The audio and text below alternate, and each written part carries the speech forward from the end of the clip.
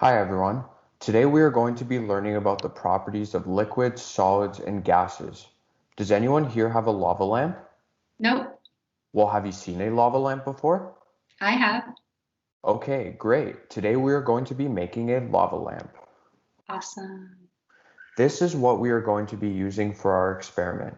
Water, oil, food coloring, a jar, and Alka-Seltzer.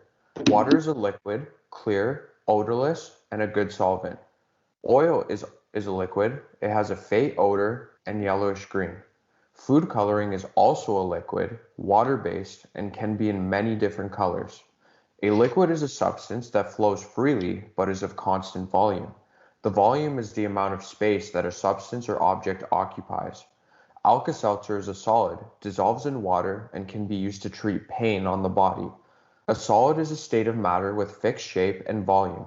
The molecules in a solid are tightly packed together. We will be using a jar to mix our materials, and as you can see, a jar is a solid because it has a definite volume and holds its shape. What do you think will happen when we mix these ingredients together in this jar? Okay, everybody, let's get started with our experiment. I have all of our materials here. I have some vegetable oil, some water, a jar, food coloring, and Alka-Seltzer. These are all different properties of matter. Matter is anything that takes up space.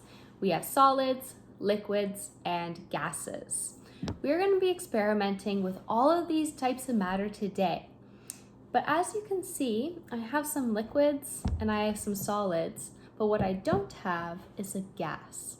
So what we're gonna do is we're gonna conduct an experiment and see how mixing all of these different things together is going to cause a reaction. Because we don't know how our experiment's gonna react, we have to be safe. So I have my safety goggles here to protect my eyes, just in case we have any explosions. Okay, let's get started.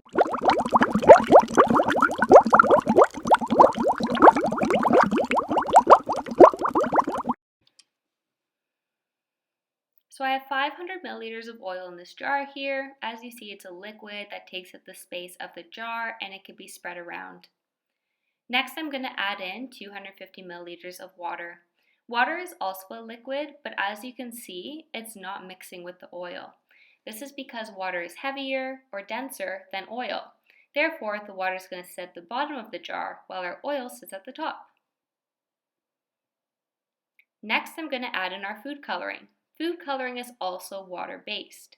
Therefore, it's going to sit at the bottom with our water. Next, I'm going to add in our Alka-Seltzer. I want you to think about what happens when you take a vitamin. Does it break up in your body or does it stay in its solid form? Let's see what happens when we add this pill to our water and oil mixture. What do you see is happening?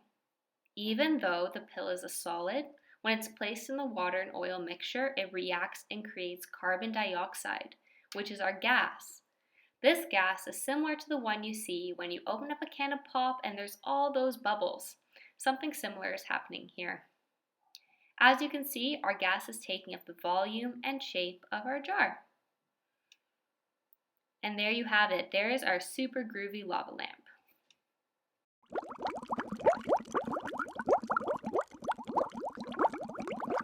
So, as everyone can see, liquids, solids, and gases all have different properties. Our jar had a definite volume and held its shape throughout the entire experiment. Our liquids take the shape of the jar, and gases will take the volume and shape of the jar when they are contained. When the Alka-Seltzer gets dropped into the water, it reacts with the liquid and creates carbon dioxide, our gas. The bubbles attach to the blobs of colored water and causes them to go to the top of the glass. The bubbles will then eventually pop, and the blobs of colored water fall back to the bottom of the glass. Thank you for watching our mini science experiment. Thank you, everyone.